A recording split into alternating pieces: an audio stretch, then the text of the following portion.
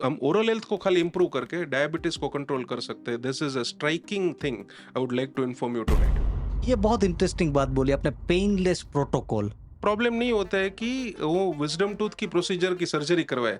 उनको ये प्रॉब्लम होता है कि उसके लिए जो सुई लगेगी उससे बहुत डरते हैं, क्योंकि वो सही नीडल है। फोबिया बोलते हैं। We use world's thinnest needle. जी। अब इन दिस एरा, लाइक पिछले 12 साल से मैं ये पेशेंट ढूंढ रहा हूँ कि किसी को ऊपर की दाढ़ निकलवाने से हाँ। पेशेंट को कोई प्रॉब्लम हुआ जिससे आंख की रोशनी चलेगी, हम्म। ऐसा मैंने आज तक नहीं देखा है। कई लोगों को ऐसा प्रॉब्लम है तो दांतों के बीच में गैप का रहता है। तो काफी सारे लोग के ऐसे कमेंट्स आए थे हाँ कि हाँ। दांतों के बीच में गैप को रहने देना चाहिए, वो लकी होता है। ओरल कैंसर जो आपने बात की, जी। वो जो लोग टोबैको की हैबिट से जुड़े, जो पान फाकी या तो मसाला या तो जो भी ये खाते हैं, जी। उसमें एक कंडीशन पाई जाती है, उसको बोलते हैं ओरल फाइब्रोसिस, यानी कि रेस्ट्रिक्टेड माउथ ओपनिंग, यानी कि जिनका मुंह 40 से कम खुल रहा है, ब्रिसल्स जिसके सॉफ्ट हो वो ब्रश।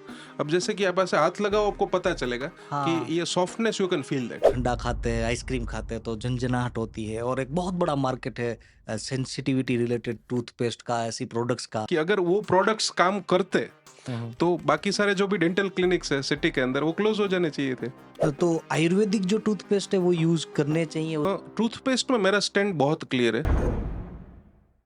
दोस्तों, ये चैनल में हम कुछ ऐसे लोगों के इंटरव्यूज लेते हैं जिन्होंने हजारों, लाखों या करोड़ों लोगों की लाइफ में डिफरेंस क्रिएट किया है, अपने नॉलेज से, अपने एक्सपर्टीज से, अपने राइट इंटेंशन से। और इसी कड़ी में आज के जो हमारे गेस्ट है वो है डॉक्टर मितुल सोजित्रा, जो कि एमडीएस गोल्ड मेडलिस्ट है, और इन्होंने कई सौ सर्जरीज की है, जिन्होंने केवल और केवल विजडम टूथ रिलेटेड 30,000 से ज्यादा सर्जरीज की है।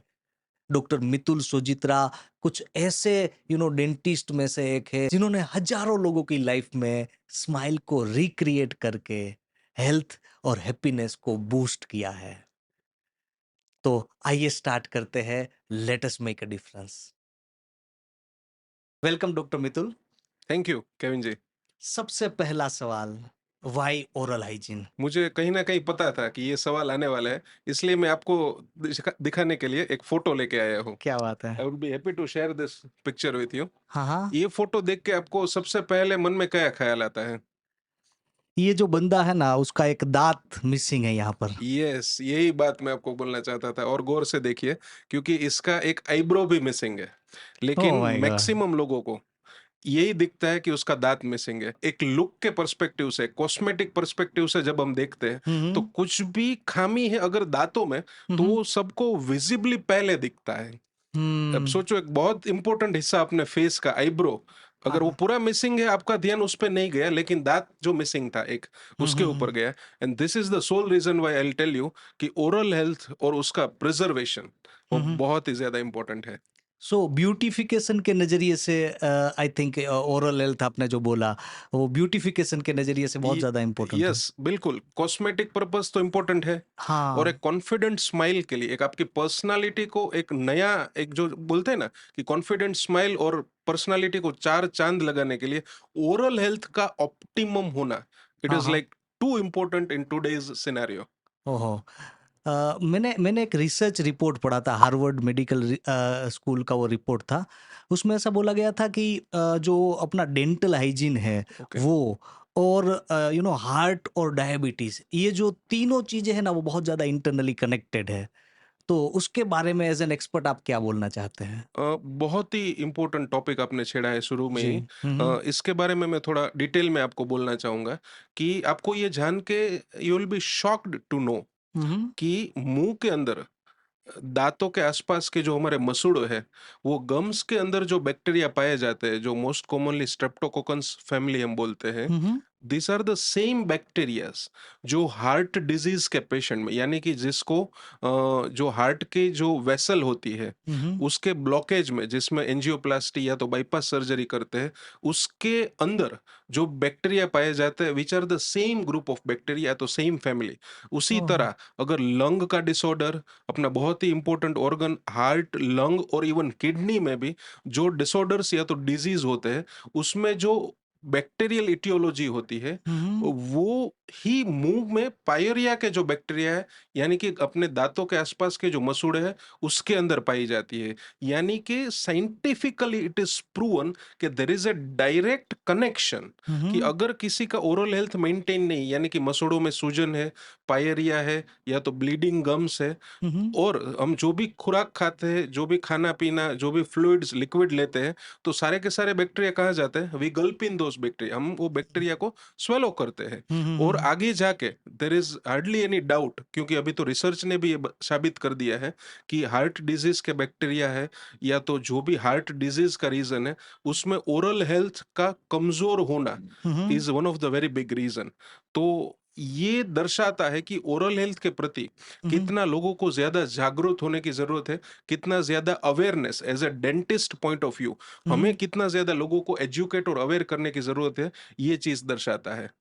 और आप डायबिटीज का भी जी मेंशन जी किए जी थे, या डायबिटीज आपको ये जान के हैरानी होगी कि दूसरी चीजों में तो इंडिया काफी डेवलप हो रहा है, जी लेकिन India is also become the diabetic capital, true true क्योंकि बहुत मैक्सिमम केसेस डायबिटीज के हैं जो आज इंडिया के अंदर है।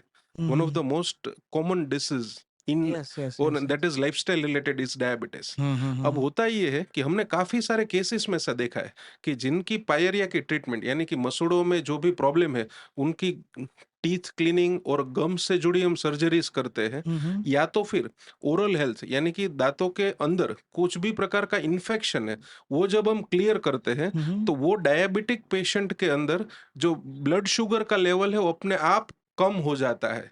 यानी कि ओह कोई भी मेडिकल ट्रीटमेंट जिनमें इंसुलिन के इंजेक्शंस लगते हैं, या तो डायबिटीज की काफी ओरल जो मेडिसिन है वो पेशेंट कंज्यूम करता है, लेकिन जब उस पेशेंट का चेकअप होता है कोई भी दांत या तो मसूड़े से जुड़ी जो परेशानी है उसके बारे में, और जब एज ए डेंटिस्ट या तो एज ए ओरल सर्जन मैं जब उनको कुछ भी प्रोसीजर रिकमेंड करता हूँ which will clear the dental foci of infection, hmm तो आगे जाके जब 15 दिन के बाद उनका मेडिकल चेकअप होता है, तो अपने आप ब्लड शुगर का लेवल कंट्रोल्ड पाया जाता वाह है। और बाकी सारे फैक्टर्स जो भी उनकी मेडिसिन है, या तो जो भी इंसुलिन का जो यूनिट्स है, वो सब हम्म सेम है, बावजूद इसके हम ओरल हेल्थ को खाली इंप्रूव करके डायबिटीज को कंट्रोल कर सकते हैं। This is a striking thing I would like to inform you tonight. My god तो इसका मतलब ये है कि अगर किसी को डेंटल वो अगर अपना हाइजीन को मेंटेन करता है यस, ओरल हाइजीन यस, को यस। मेंटेन मेंटेन करता है तो उसको हार्ट और डायबिटिक जैसे लाइफस्टाइल रिलेटेड डिसीजेस उसमें डायरेक्ट बेनिफिट मिलता है यस, क्योंकि डायरेक्ट हार्ट ब्लॉकेज को कंट्रोल करने के लिए हमको लाइफस्टाइल मॉडिफिकेशंस, डाइट, काफी सारी चीजों का ध्यान रखना है। जी जी जी लेकिन एक जो सबसे इंपॉर्टेंट चीज है वो ओरल हाइजीन है, और जिनका हम्म ओरल हाइजीन अच्छा है, ऑप्टिमम है, उनको हार्ट डिजीज होने के चांसेस कम हो जाता है अपने आप बिना कुछ किए। ओ और डायबिटिक का मैं ऐसा नहीं बोलूंगा कि ओरल हेल्थ मेंटेन है तो डायबिटीज नहीं होगा, हम्म लेकिन हम्म जिनको भी ब्लड शुगर से जुड़ी परेशानी है, जो डायबिटिक है, हम्म वो अगर अपने डेंटिस्ट के पास जाके अपना ओरल हेल्थ चेकअप करवाए, और हम्म कुछ भी मसूड़ों या तो दांतों से जुड़ी परेशानी है, जो हम्म डेंटिस्ट को अगर चेकअप के दौरान ऐसा लगता है कि इनको पेरियोडोंटल इन्फेक्शन है, या तो दांत से जुड़ा कुछ भी इन्फेक्शन है, तो हम्म अगर उनकी वो ट्रीटमेंट करवाते हैं तो उनका ब्लड शुगर है वो अपने आप एक ऑप्टिमम रेंज में मेंटेन होगा। हाँ और हाँ उनको बहुत सारी जो खाने में परहेज रखते हैं ये लोग, जी जी वो रखने के अलावा खाली वो अपना डेंटल हाइजीन अगर स्ट्रॉन्ग करें, तो भी ब्लड शुगर में है उनको एक कंट्रोल मिलेगा अपने आप। तो यहाँ पर एक बहुत इम्पोर्टेंट ये सवाल आपसे पूछना चाहता हूँ कि कोई भी बंदा हो चाहे वो हेल्दी हो चाहे उनको थोड़ी बहुत कुछ प्रॉब्लम हो उनको डेंटल जो चेकअप है वो कितने टाइम पे कराना चाहिए ऑन एन एवरेज आपका क्या मानना है as an expert ideally recommended every 6 months dentist को विजिट करना चाहिए। चाहे वो हेल्दी क्यों ना हो बंदा यस, अगर वो हेल्दी क्यों ना हो। हाँ और हाँ अगर मोर फ्रीक्वेंटली ऐसा पाया जाता है कि हर बार आपके डेंटिस्ट आपको ये बोलते हैं कि आपको कोई प्रॉब्लम नहीं है, देन ये हेल्दी इंडिविजुअल हर एक साल में, यानी कि एक साल में एक बार चेकअप करवाता है, तो that is okay. Okay ideal guideline is कि every 6 months you should consult a चाहे डेंटिस्ट। कुछ भी प्रॉब्लम ना हो फिर यस, भी उसका रीजन है कि हर चीज में प्रॉब्लम है वो लास्ट में होता है। जी और अगर जहां तक ओरल हाइजीन की बात है, तो मैं आपको बताना चाहूंगा कि दो डिजीज ऐसे हैं कि जिसमें पेन होता ही नहीं है।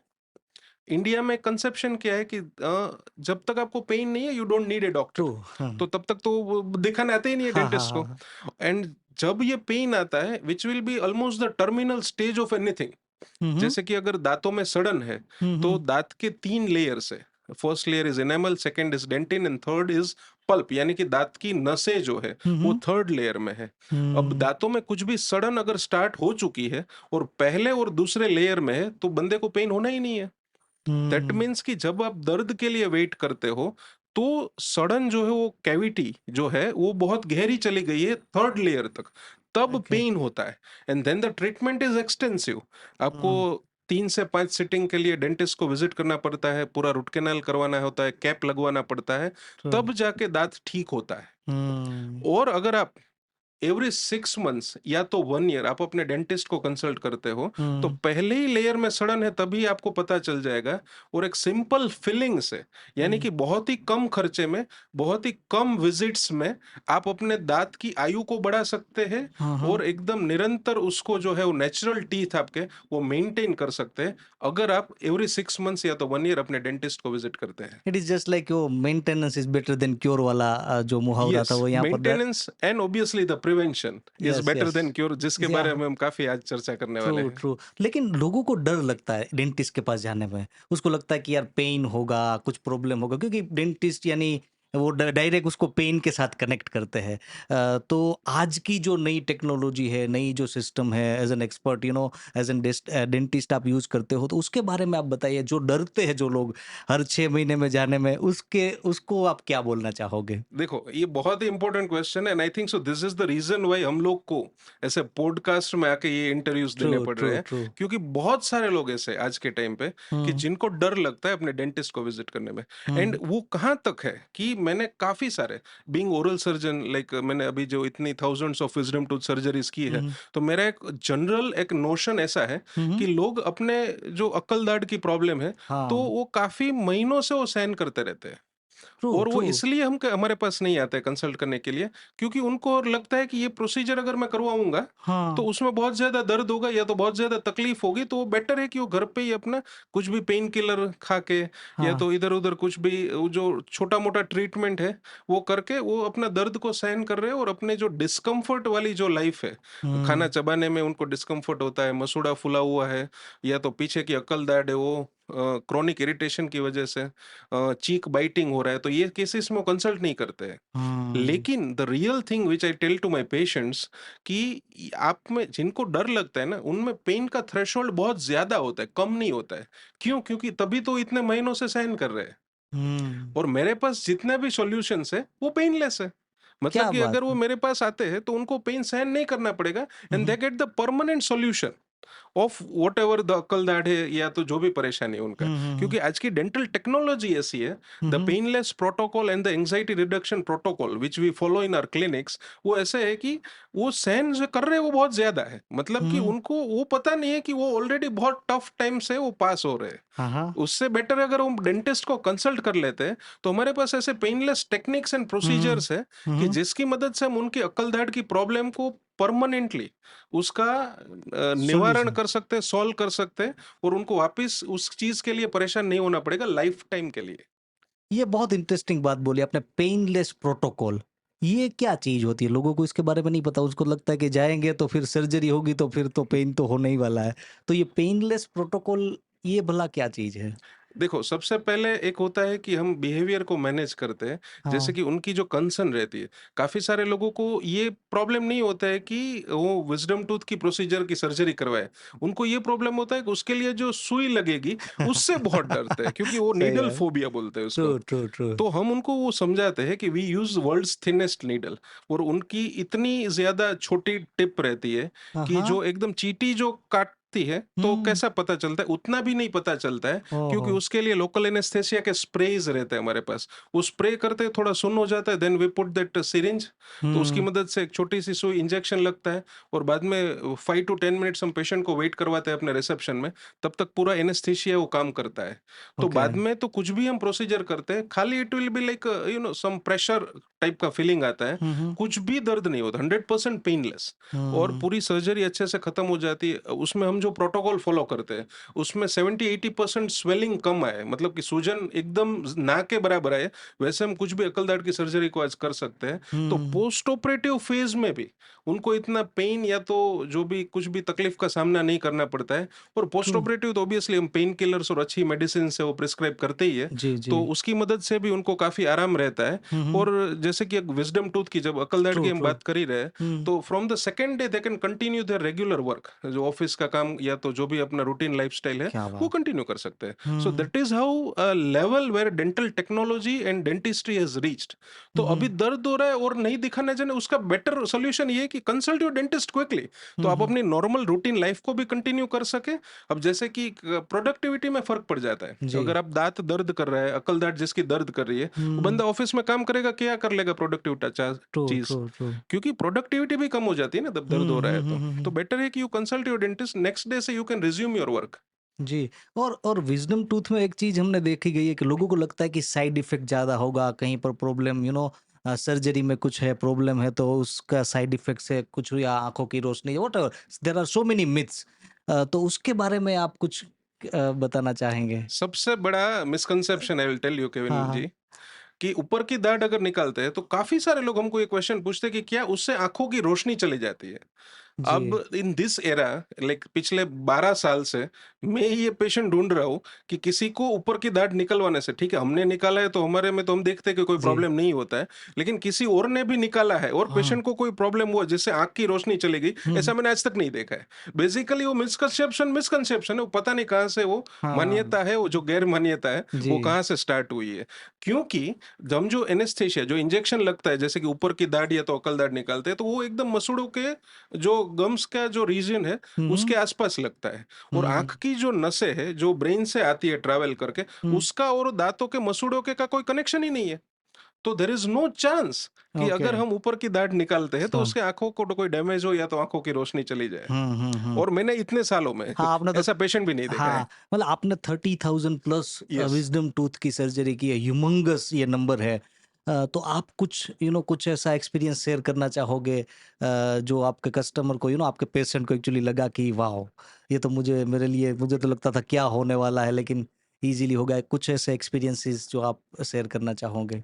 Like this experiences are my day to day part of my life. Okay. कि बहुत सारे लाइक पेशेंट्स आते हैं, फीमेल पेशेंट्स, एक आइडियल मसूड़े में सूजन है अकल दाढ़ के आसपास, पेरिकोरोनाइटिस हम उसको बोलते हैं, जी, जो जी। लास्ट वाली जो दाढ़ रहती है उसका ये प्रॉब्लम है, चबाने में तकलीफ है, चीक बाइटिंग हो रहा है, खाना नहीं खा पा रहे हैं। हुँ, एंड हुँ। कितने टाइम से, ये कुछ महीने या साल से वो लोग ये डिस्कम्फर्ट को सहन करते हैं। हुँ, हुँ, हुँ। कुछ कुछ पेन किलर्स बीच में खाते हैं या तो किसी जनरल फिजिशियन को दिखा के वो मेडिसिन पेन किलर लेते हैं। हुँ, हुँ, हुँ। अब इसलिए नहीं कंसल्ट करते क्योंकि वही सेम डर रहता हुँ, है कि हुँ। कितना दर्द होगा, पता नहीं क्या तो होगा। जी। और हम जब डार्ट निकालते हैं तो एक इतना फ्रेंडली एनवायरनमेंट, इतना comfortable procedure. I would tell you कि आज के दिन में विजडम टूथ सर्जरी एक लग्जरियस और कंफर्टेबल डेंटल प्रोसीजर है, कि ओहो! जिससे पेन का तो कोई लेना देना ही नहीं है, but it is hmm, more comfortable और more to go for experience. और बाद हुँ। में जब वो प्रोसीजर एक 5-10 मिनट 15 मिनट का प्रोसीजर रहता है, जब दाढ़ निकालने के बाद उनको पूछा जाता है कि how was your experience, hmm, hmm, hmm. And they are like अरे ये तो मजा आया।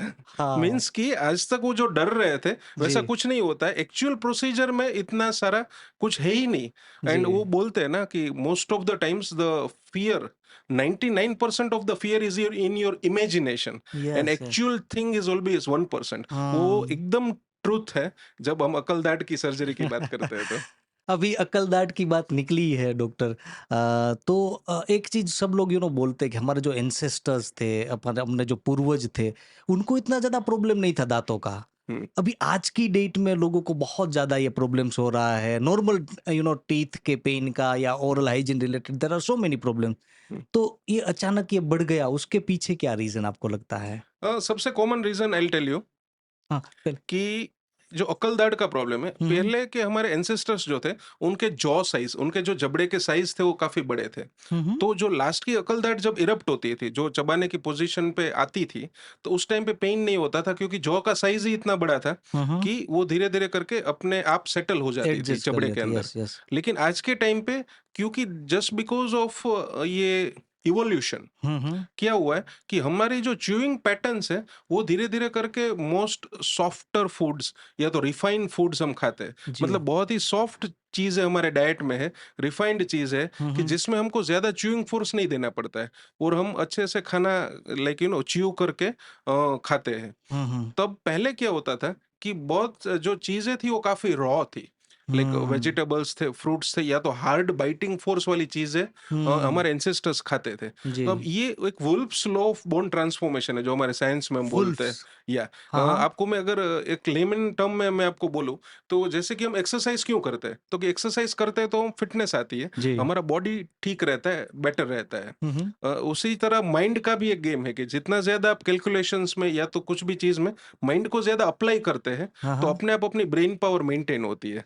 हाँ, वैसा ही जितना च्यूइंग, यूज अपने ज्यादा यस, करेंगे। जितना ज्यादा यूज उतना वो चीज है वो मेंटेन होती है तो निखरती है। जी जी जी और जी। वैसे ही चीज च्यूइंग कैपेसिटी के साथ है हम्म। कि एंसेस्टर्स थे, उनके च्यूइंग फोर्सेस ज्यादा थे, उनका हम्म। खाना पीने का एक लाइफस्टाइल ऐसा था कि वो ज्यादा फॉरेस्ट में रहते थे, तो जंगल के अंदर तो जो भी खाना मिला वो हार्ड बाइटिंग फोर्स से खा के अपना जीवन का गुजारा करते थे। हम्म। तो वो बोन और जो जॉ का साइज था और वॉटेवर था वो मेंटेन रहता था। जी। आज के टाइम पे वो च्यूइंग फोर्स ही नहीं है, मतलब हमने ही अपने डिसयूज एट्रोफी बोलते हैं, हम्म। धीरे धीरे करके जो है वो च्यूइंग पैटर्न ऐसी है कि हम्म। धीरे धीरे करके जो है वो पहले के जो टाइम के जो जबड़े थे हाँ। वैसे फोर्सेस भी नहीं रहे तो जबड़े भी नहीं रहे। तो true. Wolves law of bone transformation ऐसा है कि आप कम यूज करोगे तो फंक्शन जब कम होता है तो अपने आप है वो जो बोन की डेंसिटी कम होती है, जी। अपने आप है वो कमजोर पड़ता है कोई भी शरीर का पार्ट। तो डॉक्टर यहाँ पर कई लोग बोलते हैं दातून करना बहुत अच्छा है क्योंकि वहां पर अपने चबाते हैं। तो दातून की कंपैरिजन अगर हम टूथब्रश से करें, तो क्योंकि वहां पर चबाने का आता है कि दातून में हम्म, नॉर्मली लोग बहुत हम्म, चबाते हैं, कई कई हम्म, लोग तो कई मिनटों तक हम्म, करते हैं। और टूथब्रश में तो वो होता है, तो कंपैरिजन के बारे में आप क्या उसमें बोलना चाहते हैं देखो दातून? यहाँ हम ब्रश क्यों करते हैं, वी मेंटेन और ओरल हाइजीन। ट्रू। अब दातुन में जो भी है उनका जो आयुर्वेदिक जो भी फॉर्मुलेशन है हम्म। वो गम्स के लिए चाहे भले अच्छा हो, लेकिन the whole purpose of brushing is to remove the tartar, मतलब अपनी जो दांत और मसूड़ों में जमी जो भी परत है, जो भी गंदगी है, जो हाँ। फूड पार्टिकल्स है, जो जी। अगर जैसे कि हमने कुछ भी खाना खाया तो उसकी कुछ कुछ जो खुराक है, जो पार्टिकल्स है वो अपने मसूड़ों के अंदर फूड लॉज हुआ है, तो वो हम्म। निकालना is the entire purpose and दातुन can not solve that. True. So obviously toothbrush is a better option हाँ हाँ and we have a best option that is toothbrush. हाँ So हाँ। दातुन को उसके साथ हम कंपेयर नहीं कर सकते, brush is always preferable. Okay okay. तो अभी अभी प्रॉब्लम्स की अगर फिर से हम लोग बात करें कि लोगों को कई ज़्यादा ओरल हाइजीन रिलेटेड प्रॉब्लम्स रहते हैं, जिसमें से एक बहुत बड़ा प्रॉब्लम है दांतों के बीच में गैप का होना। यस। हम देखते हैं कि स्टार्टिंग में जैसे ही अपने मुंह खोलते तो सामने कई लोगों को ऐसा प्रॉब्लम है, तो दांतों के बीच में गैप का रहता है। तो वो उसका सबसे बड़ा सोल्यूशन सोल्यू क्योंकि वो सबसे पहले दिखता है, स्माइल करते तो भी वहां यस पर होता यस रहता है, यस। तो उसका बेस्ट पॉसिबल सोल्यूशन क्या है? मैं सॉल्यूशन पे आऊँ उसके पहले इससे जुड़ा एक मिसकंसेप्शन आपको बोलना हाँ चाहूंगा, हाँ। क्योंकि हमारा जो यूट्यूब वीडियो था दांतों के बीच में गैप से जुड़े जी जो भी जी हमने जी। सॉल्यूशन सजेस्ट किए थे, तो काफी सारे लोग के ऐसे कमेंट्स आए थे हाँ हाँ। कि दांतों के बीच में गैप को रहने देना चाहिए, वो लकी होता है। और अरे। फ्रेंड्स आज के जमाने में वो लकी का I don't know, I true don't want true. To comment, but चीज ये है कि आपके दांतों में जो भी चीज है, अगर जैसे कि गैप है तो सबसे पहले दिखता दिखता है है, या। वो उभर के सामने आ जाता है जब जी भी जी कोई जी आपसे जी। बात करता है। एंड इट इज लाइक वो है, इट हाँ। Is a matter of conscience. आपको हाँ। वो जो अगर गैप दिखता है तो you have to get it filled. True वो ट्रू। गैप इतना अच्छा नहीं दिखता है बिकॉज हम्म। वो एस्थेटिकली अपीलिंग नहीं है, true. You have to get it corrected. हाँ। और उसके जो भी ऑप्शंस है, coming to the solution part of hmm. It, तो मेन चीज है कि अगर गैप थोड़ा कम है तो हम्म। कंपोजिट फिलिंग, यानी कि दांत जैसा कलर का टूथ कलर्ड का एक फिलिंग मटेरियल आता है जी जो लाइट से सेट होता है, वो आपके डेंटिस्ट आपको रेकमेंड करेंगे कि वो कंपोजिट फिलिंग हम कर सकते हैं। जी। अगर गैप ज्यादा है और हम्म। नेचुरल सोल्यूशन की हम बात करें कि जिसमें 8-10 महीना साल भर का टाइम लगेगा, hmm. Then that is braces. जी ब्रेसिस यानी कि एक क्लिपिंग और वायर का ट्रीटमेंट है, वो जी। उसकी मदद से हम वायर और ब्रेसिस की मदद से वो जो गैप है उसको हम क्लोज करते हैं। हम्म। तो वैसे मल्टीपल ऑप्शंस है, डिपेंडिंग ऑन द केस और जो भी पेशेंट का प्रेफरेंस है उसके हिसाब से हम उसके गैप जी को जी सॉल्व करते जी। हैं। तो कितना भी बड़ा गैप हो वो ब्रेसिस से सोल्व हो सकता है, ऐसा कुछ? यस यस, ब्रेसिस से कोई भी बड़ा गैप है वो हम सॉल्व कर सकते हैं, क्योंकि हाँ। वो नेचुरली दांतों को रीअलाइन करता है। जी। तो उसकी मदद से गैप भी क्लोज होता है और हाँ। एक एस्थेटिकली अपीलिंग एक लुक आता है। खाली प्रॉब्लम ये है कि उसमें टाइम ज़्यादा लगता है। Okay, okay. और कितना खर्चा कितना आता है? कोई अगर किसी को ब्रेसेस का इस्तेमाल करना है तो ऑन एन एवरेज कितना खर्चा आएगा? ब्रेसेस के काफ़ी ऑप्शंस रहते हैं हुँ, हुँ। डिपेंडिंग ऑन आप कौन से क्वालिटी का लगवाते हैं, मेटल का लगवाते हैं, सिरेमिक का लगवाते हैं। अभी तो अलाइनर्स भी उसमें आ गए कि विदाउट ब्रेसेस भी आप कर सकते हैं। ओके। तो depending on that starting from 25 to 30,000 से लेके अगर अलाइनर्स में हम जाते हैं तो 1 लाख 1.5 लाख तक का भी खर्चा आ तो सकता है। अलाइनर्स और ब्रेसिस में मेन डिफरेंस क्या होता है? ब्रेसेस में वो मेटल का स्टील टाइप का थिंग आपको दिखता है जी, स्माइल करने में, जी। और अलाइनर्स में वो वाटर कलर्ड का प्लेट आता है जो कलरलेस है। तो वो ओके, अलाइनर्स अगर आपने पहना है तो वाइल टॉकिंग डिस्टेंस सामने वाले को पता नहीं चलेगा कि इसका ट्रीटमेंट ऑनगोइंग है। तो वो सबसे ओके। ज्यादा है, लेकिन it is of aesthetic concern, तो वो तो उसका बहुत बड़ा खर्चे में एडवांटेज। बहुत ज़्यादा फ़र्क लेकिन पड़ जाता है। खर्चे में फर्क पड़ता है। उसका रीजन है कि अभी जो भी कंपनीज वो बनाती है, जी। काफी सारी कंपनीज यूएस बेस्ड या तो फॉरेन की हुँ, कंपनी है, और जो एक बहुत ही ज्यादा टेक्नोलॉजिकली एक साउंड सेटअप में वो फैब्रिकेट होता है। तो हुँ, खर्चा ज़्यादा है, हुँ, और हुँ, उसमें जो सॉल्यूशन है, हुँ, वो हुँ। एक सबसे बड़ा फ़ायदा है कि अगर पेशेंट हमारे क्लिनिक में भी अगर पेशेंट अब्रॉड से आता है, या तो वो ऐसा शेड्यूल है कि जिसमें वो फ्रीक्वेंटली अपने डेंटिस्ट को कंसल्ट नहीं कर सकता है, जी। तो अलाइनर्स क्या है कि वो घर बैठे, अगर हमने एक बार पहली बार फैब्रिकेट कर दिया, देन पूरा ट्रीटमेंट वो घर बैठ के कंटिन्यू कर सकता है, जिसमें okay. Like every 1 week to 10 days उसको सेट्स चेंज करना है। तो हमने एक साथ बना के पूरा दे दिया होता है सेट्स, वो अपने आप घर पे सेट्स चेंज करके धीरे-धीरे अपना ट्रीटमेंट कंटिन्यू कर सकता है, और जी। उनको फ्रीक्वेंटली डॉक्टर को विज़िट नहीं करना पड़ता है। तो आपने अलाइनर्स का बोला घर बैठे, तो कई एआई रिलेटेड कंपनीज़ भी आई है, आर्टिफिशियल इंटेलिजेंस रिलेटेड कंपनीज़ कि जो घर बैठे ये सारा सॉल्यूशन देती है, जहाँ पर आपको डेंटिस्ट की भी आई थिंक ज़रूरत नहीं पड़ती है, बहुत कम ज़रूरत पड़ती है। तो उसके बारे में वो आपका क्या मानना है? केविन जी, कुछ कंपनीज़ ऐसी है, जो कुछ हाँ, स्टार्टअप्स ऐसे हैं कि जो एआई बेस्ड अपना सॉल्यूशन प्रोवाइड करते हैं, ऐसा वो प्रोक्लेम करते हैं। जी। लेकिन हमने जो केसेस देखे हैं आज तक अलाइनर्स के, हाँ, हाँ। उसमें काफ़ी सारे केसेस ऐसे आते हैं कि जो घर बैठे वो अलाइनर्स भिजवाते हैं, हाँ, हाँ। उनकी मदद से जो रिजल्ट है वो काफ़ी कॉम्प्रोमाइज़ होते हैं। पेशेंट्स को एक्यूरेट रिजल्ट्स नहीं मिलते, या किसी-किसी को तो पूरे रिजल्ट्स ही नहीं मिलते, और then we take for the aligners cases जो फॉरेन कंपनीज़ के या तो हुँ, अच्छी ब्रांड्स के हम प्रिपेयर करते हैं। क्योंकि ये जो है वो साइंटिफिक सॉल्यूशंस हम देते हैं, हुँ, हुँ, जिसमें डेंटिस्ट का कंसल्टेशन, उनका एक का 2 टाइप के एक्स-रेज़ करवाने पड़ते हैं। हुँ, वो हुँ। पूरे टीथ का जो अलाइनमेंट है, उसकी जो बोन स्कैन्स है, उसकी हम स्टडी करके बाद में वो कंप्यूटराइज़्ड एक सॉफ्टवेयर जनरेट करते हैं। उसके हिसाब से एक उसका वर्चुअल मॉकअप बनता है, जी, जो हम पेशेंट को प्री काउंसलिंग दिखाते हैं कि उनके दाँत कैसे हम अलाइन दिखेंगे। करेंगे। वो पहले वीडियो में हम दिखाते हैं, बाद पहले में पता वी चल ऑर्डर। जाता है कैसा यस, दिखेगा। पहले आपको वीडियो दिखने मिलता है कि हाँ, how it will get aligned, और वाह! बाद में वी ऑर्डर द सेट्स और ऑफ ऐसा ही अलाइनर्स। रिज़ल्ट मिलता है? और या सेम टू सेम ऐसा रिजल्ट्स मिलता है। कब? जब आप अपने डेंटिस्ट के थ्रू ये चीज़ों को साइंटिफिक तरीके से करवाते हैं, ना कि घर बैठे। जी, जी, जी, जी, जी, जी। Very good, very. और दूसरा आपने एक वो फ़ॉरेनर वाली बात बोली। तो आप हमने देखा है कि कई फ़ॉरेनर्स जो होते हैं वो डेंटल ट्रीटमेंट के लिए इंडिया आते हैं, क्योंकि हुँ, आई डोंट नो कि किस तरीके से वो क्यों आते हैं। तो हुँ, आप क्योंकि आप इतने सालों से प्रैक्टिस कर हुँ। रहे हैं, तो उसके पीछे क्या रीज़न है? पैसा एक रीज़न है या एक्सपर्टीज़ रीज़न है या आप क्या बोलना चाहते हैं इसके You बारे are में? coming to my one of my favorite questions. There जैसे is सीज़न होती है ना राइस की। in science there is an vitamin M, what I tell, true, true. and it is not for mythal, it is vitamin M for money. या पैसा। Yes, yes, yes, so yes. जो चीज़ है, अगर अकलदाट की हम बात करें, तो यहाँ पे जो चीज़ हुँ, आपको 3000 टू 5000 रुपीस में आपको वो सर्विस जो ऑफर होती है, वो हुँ। वहाँ पे $3000 में होती है। Oh so my! That is the 80 amount गुना ऑफ ज़्यादा। डिफरेंस। कुछ भी सर्विस अगर डेंटल रिलेटेड आप फॉरेन में यूएस में करवाते हैं, और या आप यहाँ पे इंडिया में हुँ, हुँ, कराते हैं, हुँ, हुँ, ये चलो एक पैसा एक अलग बात है, क्योंकि doctor point of view I will not highlight more. Hmm. ये मैं बोला इसलिए पहले क्योंकि पेशेंट के पर्सपेक्टिव से it is very important. Yes, yes, but yes. I will tell you my stand point. Hmm, hmm, जैसे कि लाइक अगर मेरा experience what I told is more than 30,000 wisdom tooth surgeries, hmm. और काफी सारे foreign में states में 30,000 का पॉपुलेशन नहीं होता है।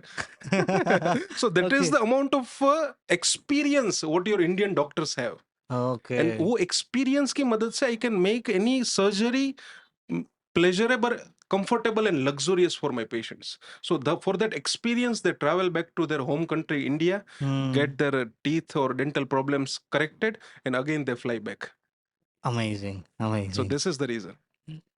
अ ये बहुत इम्पोर्टेंट बात बोली, एक्सपीरियंस वाला चीज़, क्योंकि आप यहाँ per day to day life में वो करते रहते सो हैं। Many cases you know. हाँ, हाँ। और डॉक्टर की लैंग्वेज में बोलते हैं प्रैक्टिस कर रहे हैं, प्रैक्टिस कर रहे हैं, क्योंकि प्रैक्टिस वो डॉक्टर बोलते हैं हम लोग प्रैक्टिस कर रहे हैं, तो यहाँ पर आपका प्रैक्टिस जो लेवल है वो यहाँ पर इंडिया में ज़्यादा, इतना ज़्यादा बड़ा पॉपुलेशन है। तो ये बहुत इम्पोर्टेंट। और दूसरी बात, अभी इंडियंस की बात निकली यहाँ पर, इंडिया की हम अगर बात करें तो एक बहुत बड़ा प्रॉब्लम है। वो है पान मसाला का, गुटखा का। आप देखते कई बड़े-बड़े बॉलीवुड स्टार, क्रिकेटर्स, कई क्रिकेटर्स ये सरोगेट एड्स करते रहते हैं। तो आपका क्या मानना है, ओरल जो कैंसर है उसका इसके साथ क्या लिंकअप है? और ये जो पूरा जो चीज़ है उसके बारे में एज़ एन एक्सपर्ट आप क्या बोलना चाहते हो? सबसे पहली चीज टोबैको, गुटखा, खैनी, या तो जैसे कि फाकी एक चीज है जो सौराष्ट्र के साइड, हमारे साइड काफी फेमस है। जी, जी। इस चीजों को टोटली अवॉइड करें।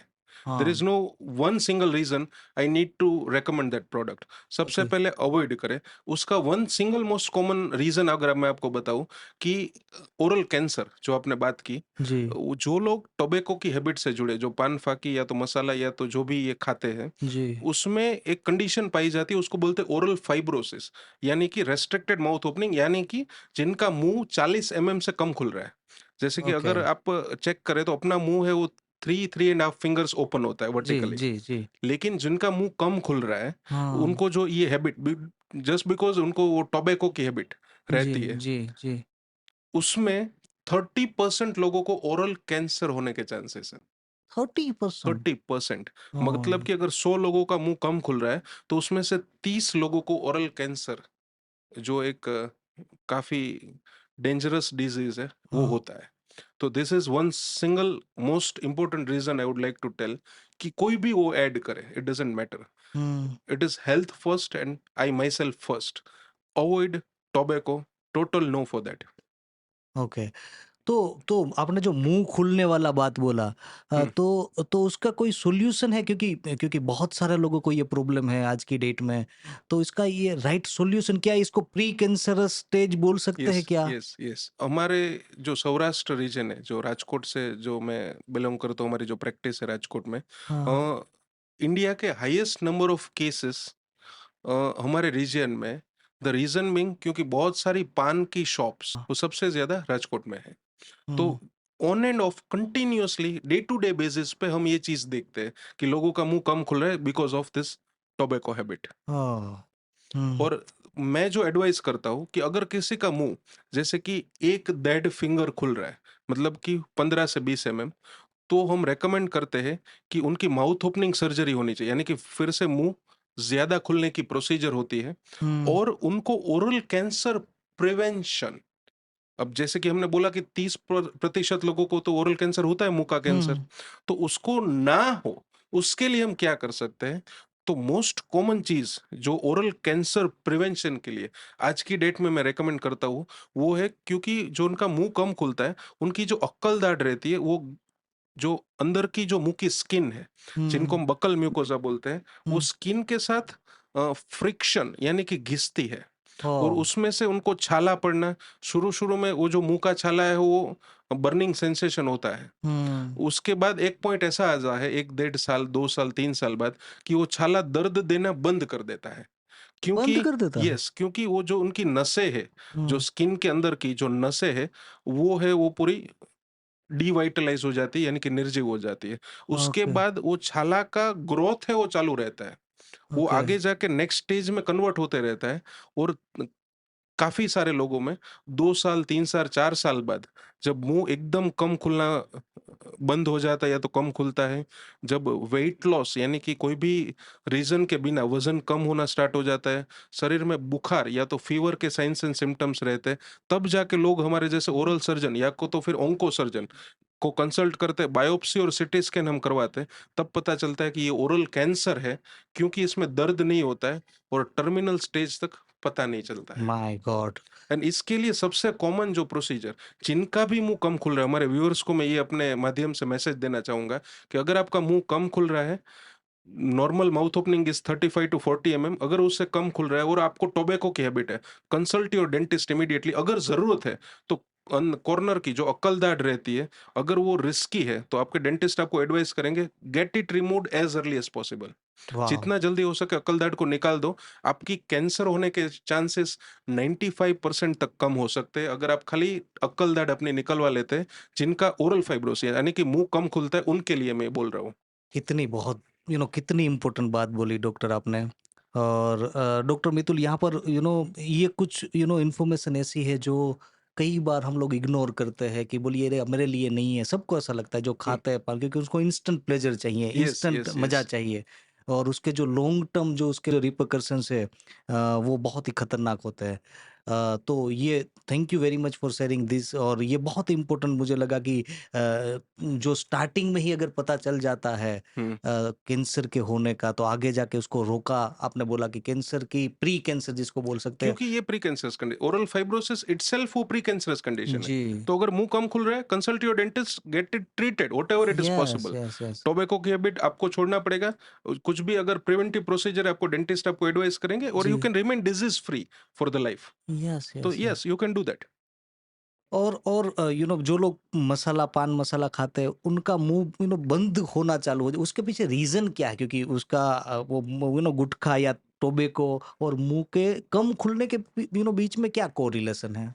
सी, सबसे पहले कुछ भी आप खाते हैं टोबैको रिलेटेड प्रोडक्ट, जी। तो वो जो उसके टॉक्सिन्स होते हैं, काफी सारे हाँ। टॉक्सिन्स है, वो जो मुंह के अंदर की स्किन है, जो पिंक कलर की जी, हमारी जो जी, चमड़ी है, जी। उसमें वो एब्जॉर्ब होते हैं। Okay. Then slowly they start accumulating in the skin. और उसके एक स्टेज के बाद जो मुंह के अंदर की जो ब्लड वेसल्स है, जो रुधिर वाहिनी है, हुँ। उसमें वो क्लॉट होना स्टार्ट होते हैं। देन वो ब्लड वेसल्स को श्रिंक करते हैं। इसके लिए उसका जो स्किन का ब्लड फ्लो है वो धीरे धीरे करके श्रिंक होने के बाद कम हो जाता है। जी। तो आपको पता कैसे चलेगा ये जो मैं चीज बोल रहा हूँ? हुँ। तो अगर कोई भी वो चेक करेंगे तो अपने जो मुंह के अंदर की स्किन है वो पिंक होनी चाहिए। लेकिन जो ये टोबैको रिलेटेड हैबिट है, उनकी वो स्किन धीरे धीरे करके व्हाइटिश होना स्टार्ट हो जाती है। जी। मुंह के अंदर की स्किन सफेद होती है। तो ये सबसे पहला जो रीजन है हम चेक करते हैं कि अगर स्किन का कलर चेंज हो, इसके मतलब टोबैको अपना काम कर रहा है। और हुँ। बाद में एडवांस स्टेज में वो अंदर के लेयर को, जो मसल्स के लेयर है, उसको हुँ। भी वो श्रिंक करता है। उसकी वजह से फाइब्रोसिस और मुंह कम खुलना या तो जी। फिर बंद होना स्टार्ट होता है। तो ये जो सिम्टम्स है उसकी मदद से आपको पता चलेगा कि अगर हुँ। आपको टोबैको के रिलेटेड साइड इफेक्ट्स आना स्टार्ट हुआ है कि नहीं हुआ है। तो डॉक्टर मितुल, यहाँ पर मैं ये पूछना आपको चाहता हूँ कि ये इतनी बड़ी समस्या है, कई फैमिलीज़ इसके कारण बर्बाद हो जाती है, फाइनेंशियली, मेंटली, हर एक रीत से। तो आप कुछ कर रहे हैं, क्योंकि ये इन्फॉर्मेशन कुछ ऐसी है जो हम लोग मैक्सिमम लोगों के साथ अगर शेयर करते हैं, तो सही में लोगों की लाइफ में डिफरेंस क्रिएट कर सकते हैं, सही में उनकी लाइफ में इम्पैक्ट क्रिएट कर सकते हैं। तो आप as an expert, as a doctor, क्या आप इसके बारे में, ये अवेयरनेस के बारे में कुछ कर रहे हैं?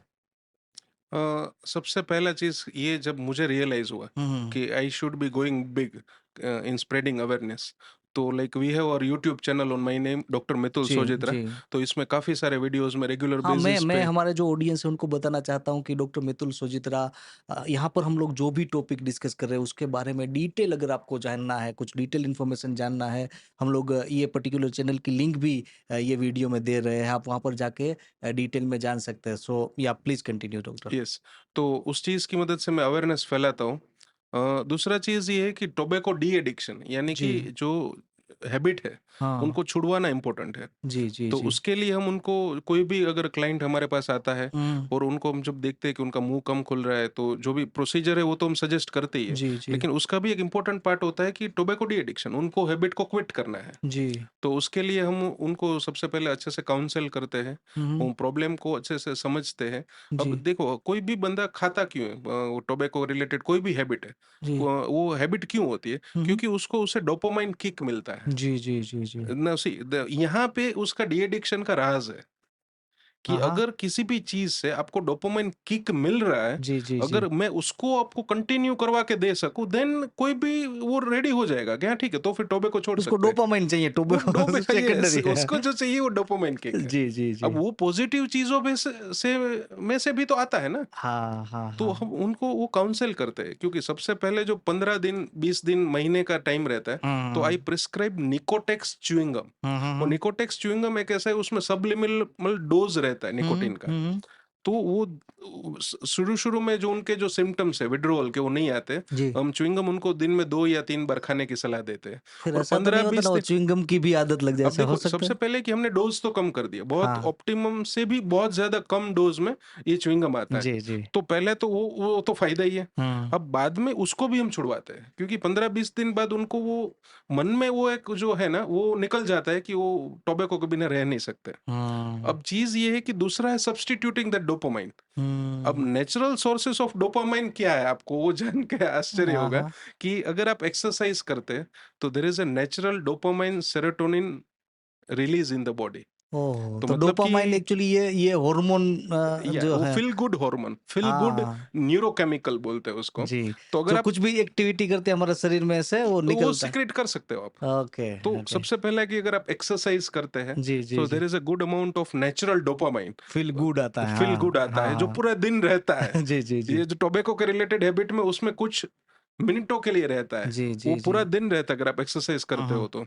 दूसरा है माइंड को बैलेंस करके और डोपामाइन को रिलीज करने के लिए प्राणायाम, जी। ब्रीदिंग एक्सरसाइज जो मैं बोलता हूँ। हुँ, हुँ, तो हुँ। काफ़ी सारे ब्रीदिंग एक्सरसाइजेज है। One of the most common being जो मैं सजेस्ट करता हूँ वो है अनुलोम विलोम प्राणायाम। जी, यानी जी। कि एक नाक से सांस को इनहेल करे, दूसरे नाक से एक्सहेल करे, हाँ। अगेन दूसरे से ले और जी, पहले नाक से जी, एक्सहेल जी। करे। तो ये अगर अनुलोम विलोम प्राणायाम कोई भी करता है दिन में 2 बार खाली 10-10 मिनट, हुँ, हुँ। तो भी उनको ये डोपामाइन किक मिलता है और जी। उनको ज़्यादा ये टोबैको खाने की आदत का इच्छा ही नहीं होता है। उसको ओह! डिज़ायर कम हो जाता है hmm, hmm. Towards all this artificially made tobacco hmm, hmm, hmm. Products. Hmm, hmm. तो ये एक एक्सरसाइज है, एक ब्रीदिंग एक्सरसाइज है। न्यूट्रिशियस चीज़ों का अगर मैं बात करूँ तो as in a fun way मैं बोलता हूँ कि आप बादाम, काजू, पिस्ता वो सब खाने का ज़्यादा स्टार्ट कर दो। हुँ। तो वो एक न्यूट्रिशियस थिंग है जिसमें माइक्रोन्यूट्रिएंट, फाइबर्स और रियल फॉर्म ऑफ एनर्जी आपको मिलता है, जी। कि जिसकी मदद से आपको वो टोबैको खाने की हैबिट छूट जाती है हुँ, हुँ, धीरे-धीरे हुँ, हुँ। करके। क्या आप उनको ये बोलते हो कि ये खाओगे तो आगे जाके कैंसर होगा? वो आप क्लियर कट उसको बोल देते हो? क्लियर कट हमारे पास जैसे कि आपने तो हमारा क्लिनिक विजिट किया, हाँ, वी हाँ। Have a 65 inch interactive screen, yes, कि यस, यस। जिसमें मुंह के अंदर जो सिंपल अल्सर जो छाला कैसा दिखता है, अगर उसमें क्रोनिक इरिटेशन यानी कि ये जो अकलदाढ़ है हाँ। उसका घिसना स्टार्ट रहा तो आगे जाके ओरल कैंसर है वो कैसा दिखता है, पूरा बड़ा फोटो, उसके साइड इफेक्ट्स वो सब हम पूरा काउंसल करते हैं। एंड जी। देन वी मूव टू वही एक दिस बड़ा रीज़न हो सकता है लोगों का, वो भी एक यस क्योंकि वन ऑफ वो द देखो रीज़न। अब ऐसा है कि डर भी कुछ है। चीज या डर या परफेक्टली पॉइंटेड, हुँ। कि जो चीज डर कर सकता है ना वो हुँ। मोटिवेशन नहीं कर सही सकता बात है, है। सही बात। तो जब हम उनको जो रियल थिंग है कि जब हाँ। ओरल कैंसर, लाइक अब 100 लोगों को मुंह कम खुल रहा है, 30 लोगों को ओरल कैंसर हो रहा है, दिस इज द डेटा। ओहो! अब जब उनको हम अवेयर करते हैं कि ओरल कैंसर से अगर बचना है तो आपको ये छोड़ना पड़ेगा, जी, तो जी। वो fear will do that thing. और लोग हुँ। समझते हैं, ऐसा नहीं है कि ये नहीं नहीं समझ। छोड़ सकते। जी, जी, जी। काफ़ी सारे व्यूअर्स को मैं ये मैसेज देना चाहूँगा कि लोग ये ऐसा, लेकिन जब स्टार्ट करते हैं ना वेरी यंग एज 18-20 साल की उम्र में जब ये कुछ भी हैबिट चालू होती है, हुँ, हुँ, तो हुँ। उनको ये लगता है कि वो लाइफ टाइम के लिए वो कंटिन्यू करेंगे, वो छोड़ नहीं पाएँगे। वो हुँ। फ़ियर उनके मन में रहता है कि वो विदाउट दैट वो नहीं रह पाएँगे। हुँ। लेकिन ऐसा नहीं होता, एक पर्टिकुलर एज में, एक थोड़ी मैच्योरिटी में आते-आते हर किसी को वो छोड़ते भी है और छोड़ना ईज़ी भी होता है। वो आप ईज़िली छोड़ सकते हैं कोई भी हैबिट, चाहे वो जी। टोबैको के रिलेटेड हो, स्मोकिंग हो, कुछ भी हो। कई बार माइंडसेट अपना ये मेंटल ब्लॉक हो यस, जाता है। यस, हाँ। यस, और और एक बड़ी समस्या सब लोगों को आती है, क्योंकि हम लोग अभी एक के बाद एक देख रहे हैं। दांतों के घिसने का प्रॉब्लम कई बार लोगों को आता है। यस। कि घिस जाते हैं दांत, और धीरे धीरे धीरे करके वो उनको उसकी साइज जो है वो कम होती जाती है। तो ऐसे कोई पेशेंट है, उनको आप क्या एडवाइस देना चाहते हो एज एन एक्सपर्ट? यस, ये इसको कॉमन लैंग्वेज में बोलते हैं नाइट ग्राइंडिंग। Night grinding. यानी कि रात को नींद में सोने के टाइम पे जिसको दांत घिसने की हैबिट है, हाँ। तो ये पता कैसे चलेगा? जी। तो सबसे पहले आपके जो स्लीपिंग पार्टनर है, जो आपके साथ आपके हस्बैंड या तो वाइफ, आपके स्पाउस है, जी। उनको पता चल सकता है अगर दांत किसी को किटकिटाने की आदत है। हाँ। दूसरा, ये बहुत ही डैमेजिंग हैबिट इसलिए मैं बोलूँगा क्योंकि एक साथ सारे दाँतों के जो ऊपर का लेयर है वो धीरे-धीरे करके लूज़ होता है। जो दाँतों का सबसे स्ट्रॉन्गेस्ट लेयर, जो इनेमल है हम्म। वो धीरे-धीरे करके घिसता चला जाता है। जी। जब सेकंड लेयर एक्सपोज़ होता है तब पेशेंट को सेंसिटिविटी, दाँतों में झनझनाहट की प्रॉब्लम पता चलती है। Hmm. Then they go to the dentist और बाद में पता चलता है। Then we advice them night guard, एक ऐसा हम्म। सॉल्यूशन है कि जिसमें एक वाटर कलर का एक प्लास्टिक जैसा एक ट्रे आता है जो हम पेशेंट को बना के देते हैं, कस्टमाइज रहता है, जी। इंप्रेशंस लेते हैं, बाद में फैब्रिकेट करते हैं, तो वो रात को सोने के टाइम पे हम एडवाइस करते हैं। तो उससे क्या फायदा होता है कि सारे के सारे दांतों का आयुष्य बढ़ जाता है, क्योंकि जी। नाइट ग्राइंडिंग की वजह से अगर नाइट गार्ड पहन रहे तो घिसेगा तो ऊपर ऊपर का कर प्लेट लेगा, घिसेगा, हाँ, ट्रू। दांत की आयुष्य वो बच जाती है और नेचुरल टीथ तो उसको एवरीडे प्रिजर्व होते हैं पहनना पड़ता है वो? खाली रात को सोने के टाइम पे। जी, तो दैट इज जी। The best solution. ओके। और ये पूरा साइकोलॉजिकली गाइडेड एक फिनोमेना है। तो रात हुँ। को जिनको हैबिट है, तो हैबिट को डिसकंटिन्यू करने के लिए कोई सोल्यूशन नहीं है हमारे जी, पास। जी, जी, जी। We can just add a layer in between. यानी कि वो क्यों किटकिटाएगा वो वो न्यूरोसाइकोलॉजिकल फिनोमेना है। जी। तो जिनको अब स्ट्रेस इंड्यूस भी हो सकता है, आई डोंट नो, जी, जी। बट उस जो उनको किटकिटाने की आदत है, तो we need to break that barrier, जी, जी, कि जी, जिसकी जी। मदद से उनका दांत है वो ऐसी हैबिट की वजह से डैमेज ना हो। ट्रू। और जबड़े में पेन का कई लोगों को प्रॉब्लम होता है। नॉर्मल उनको विज़डम टूथ का कोई प्रॉब्लम नहीं, नॉर्मल जबड़े का पेन है और डेंटिस्ट उसको बोलते हैं रूट कैनाल।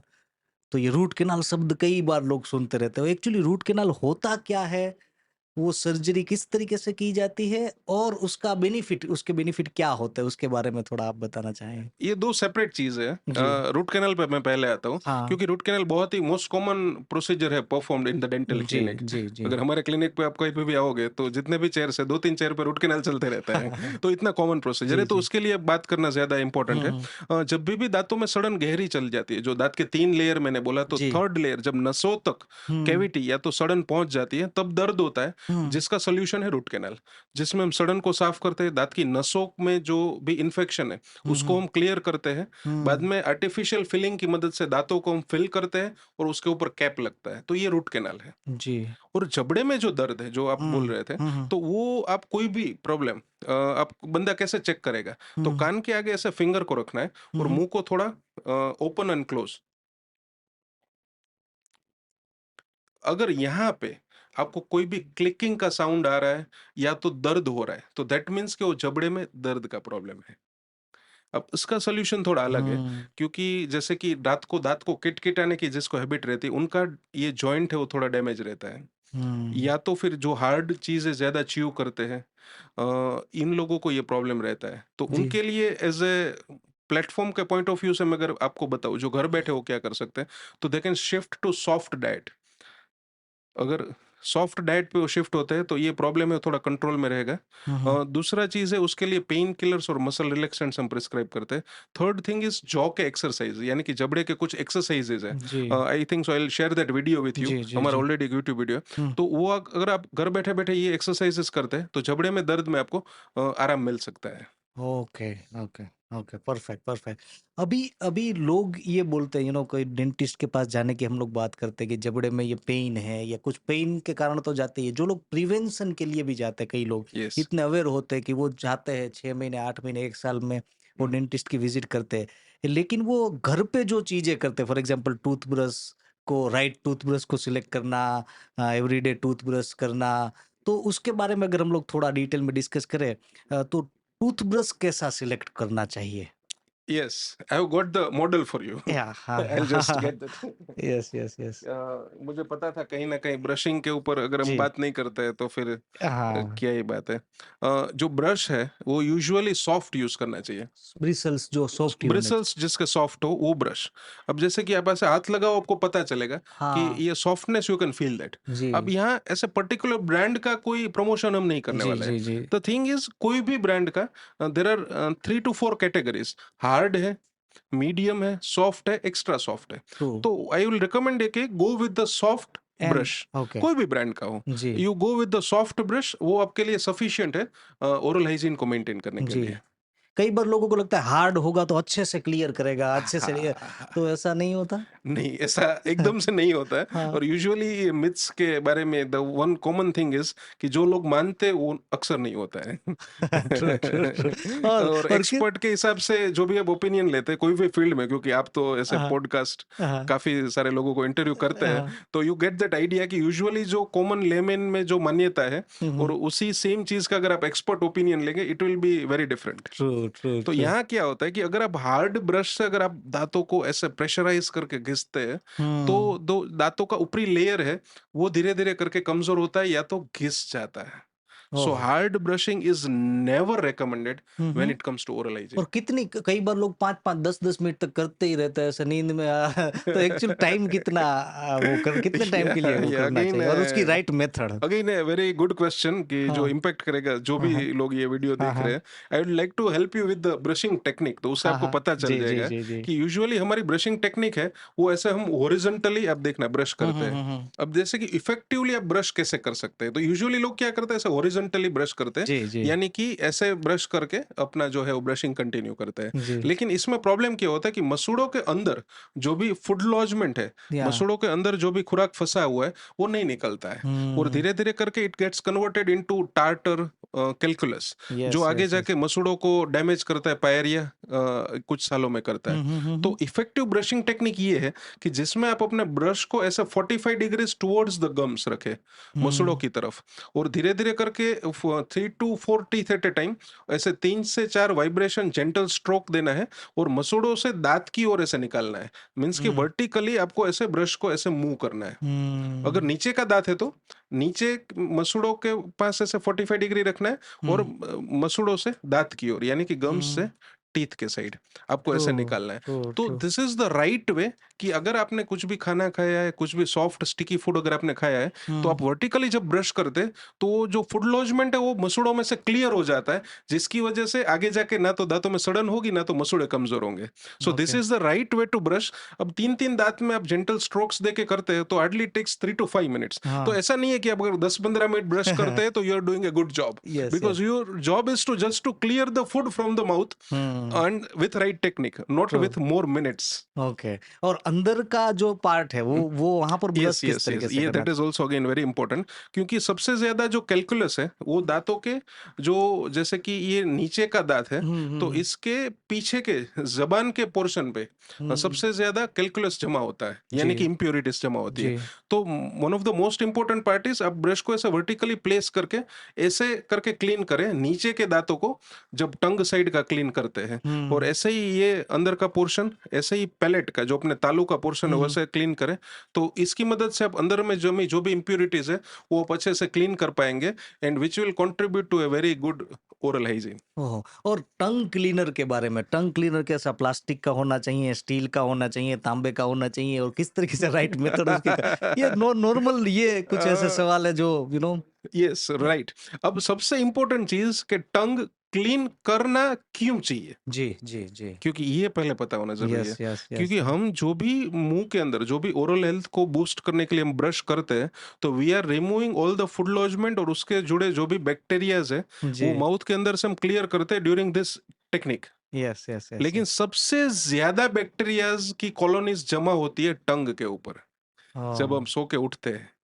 तो हुँ। उसको क्लीन करना is the most important thing, क्योंकि काफी लोगों को बैड ब्रेथ या तो हेलिटोसिस या तो फिर हुँ। फाउल स्मेल का प्रॉब्लम रहता है। जी, जी। जो कोई भी बंदा अगर आपको करीब आके पास में आके बात करता है हुँ, तो हुँ। वो आपको पता चलता है, सेंस होता है। जी, जी। अब यहाँ पे टंग क्लिनिक का इंपॉर्टेंट रोल है कि अगर हुँ। ब्रश से करना is a gentle way, in spite of using tongue cleaner, मैं ये रेकमेंड करता हूँ कि अब जो भी ब्रश से आप करते हो उससे ही अगर आप टंग को क्लीन करें तो ब्रश से उससे भी टंग यस यस क्लीन? उससे इफेक्टिवली आपको टंग को क्लीन कर सकते हैं, ओहो! हुँ, हुँ। and without even damaging the upper layer. और एक बार ये करेंगे तो चलेगा, 2 बार करना पड़ता है? Yeah, 3 4 vibrational gentle strokes and you are done. Okay और टूथब्रश की जहाँ तक बात है ब्रशिंग की जहाँ तक बात, दिन में 2 बार करना चाहिए, 1 बार करना चाहिए, कब करना चाहिए, रात को, दिन को? वो क्वेश्चन कई बार लोगों को रहता है। ब्रशिंग ट्वाइस ए डे, 2 बार करना है। एक बार अब जैसे ही सुबह उठते हैं सबसे पहला चीज ब्रश योर टीथ, और रात को सोने से पहले, which is way more important. अगर यू सुबह टेल से मी, ज़्यादा रात को इम्पोर्टेंस यस है यू वो? टेल मी अगर एक बार करना है तो आई सजेस्ट यू रात को सोने से पहले करें, that is more important. But या आइडियली रिकमेंडेड दिन में 2 बार ब्रश करना चाहिए, which is very good for oral तो हेल्थ। रात को क्यों करना ही चाहिए ब्रश? उसका पीछे में मेन क्योंकि रीज़न? हम रात को जो भी काफ़ी सारी चीज़ें डिनर में, डिलीशियस डिनर हम जिसको हाँ, बोलते हैं, हाँ। तो जो भी चीज़ है, फूड लॉजमेंट होता है, खुराक फँसता है, उसके अंदर के बैक्टीरियाज़, अब काफ़ी सारे लोग अब आजकल रिफाइंड शुगरी फूड्स खाते हैं, तो जो भी है वो चीज़ें दाँतों के अंदर जमा रहती है, और हुँ। बैक्टीरिया को दाँतों को डैमेज करने के लिए 8 से 10 घंटे का टाइम मिल जाता है, अगर आप रात को ब्रश करके नहीं सोते हो तो। तो वो चीज़ आपके दाँतों को आगे जाके कमज़ोर कर सकती है, इसीलिए रात को सोने से पहले ब्रश करना इज़ वेरी मोर इम्पोर्टेंट। ओह! और कई लोग माउथ वॉश यूज़ करते हैं। अल्कोहल बेस्ड होता है, नॉन अल्कोहल बेस्ड होता है। तो उसके बारे में क्या आपके वो करना चाहिए यूज़, क्या नहीं करना चाहिए, कब करना चाहिए? यूजुअली माउथ वॉश ज़्यादा ओवररेटेड है, हुँ, हुँ। क्योंकि उसका यूज़ करने के लिए हम जो रेकमेंड करते हैं हुँ, हुँ। वो टीथ क्लीनिंग, यानी कि प्रोफेशनली जब हम दांतों का क्लीनिंग करते हैं हुँ, तो हुँ। उसके ओनली 2 वीक्स के लिए हम रेकमेंड करते हैं। हुँ, 2 वीक्स के ज़्यादा माउथ वॉश नहीं यूज़ करना चाहिए। उसका रीज़न है क्योंकि माउथ वॉश की वजह से स्टेन्स हो सकता है, दांतों में स्टेन आ जाते हैं अगर आप लंबे अरसे तक माउथ वॉश यूज़ करते हैं, दो दो ओके। तीन तीन चार चार महीना। तो सबसे पहले माउथ वॉश यूज़ करने की ज़रूरत नहीं है, क्योंकि माउथ वॉश यूज़ क्यों करते हैं? हुँ। अपने जो ओरल हेल्थ को है वो फ्रेशन रखने के लिए। जी, जी। लेकिन वो फ्रेश कैसे होगा? बस ब्रश अच्छे से करते हैं, ओरल हाइजीन को क्लीन अच्छे से मेंटेन करते हैं। Hmm, hmm, hmm. Every 6 months to 1 year you visit your dentist, get your teeth cleaned, तो उससे वो मेंटेन रहता है। हुँ। उसमें ज़्यादा माउथ वॉश या तो ज़्यादा कुल्ला करने से वो मेंटेन रहता है, वैसा नहीं है। ये इंटरेस्टिंग इनसाइट था। और लोगों को आज की डेट में ब्यूटीफुल दिखना है, ब्यूटिफिकेशन जो है जिसको बोलते हैं, डेंटिस्ट्री में भी ये है, कॉस्मेटिक डेंटिस्ट्री जिसको यस, बोलते यस।